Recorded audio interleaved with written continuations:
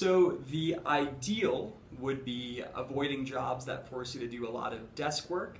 The next best ideal would be if you have to do a lot of desk work, a lot of computer work, try to construct an environment that forces you to move pretty frequently. So something like a treadmill desk would be awesome, but something like what I shared in the last video would be a nice low-tech solution, low-cost solution that would still get you moving frequently and changing positions frequently. For those of us that absolutely have to sit in a in an office-type chair for long periods of time, I get you, and this is the video for you. There's certain things that we can do to optimize that. So first and foremost, I would make sure that your monitor is set to a height that your neck isn't straining. So if I turn to profile there, I would want my monitor kind of at that height, not at that height where my neck's going to be in end range extension, and more commonly we see the monitors too low, so people are typing for really, really long periods of time with that neck kind of cranked down, and that is not a great thing. Keeping in the vein of keeping a neck happy and relaxed, every so often, if you're doing this type of computer work where you're sitting, what I want you to do every 5 or 10 minutes is just look at something 10 or 15 feet away for about 10 seconds. A TA of mine in organic chemistry back at Penn State called this, I believe, the 10-10-10 rule or the 20-20-20 rule, but basically every 20 minutes, look at something 20 feet away for 20 seconds or sub in 10 seconds.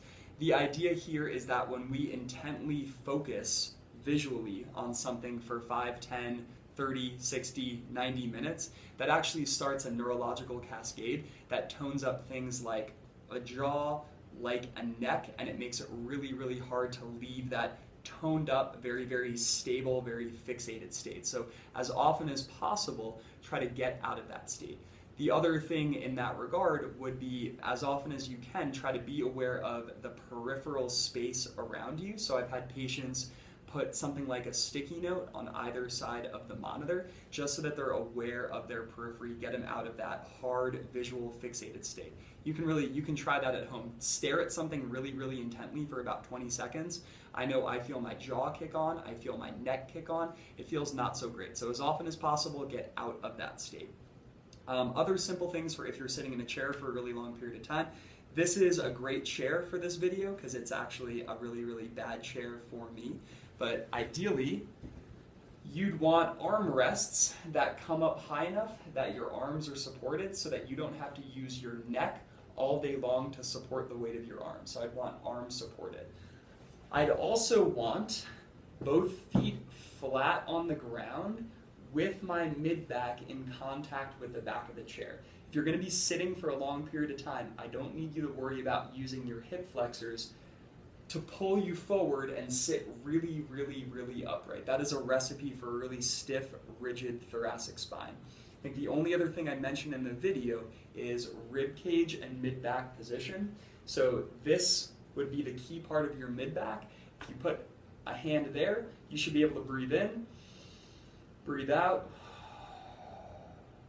feel your ribs come down, and feel that mid-back point never leave the point of contact. I want you to be able to sit in that chair, breathe in and out, as well as do your work without really losing that point, which would mean arching forward or leaning forward, both of which would cause you to lose that point of contact. So mid-back stays in contact with the chair, feet are flat, and that should be it.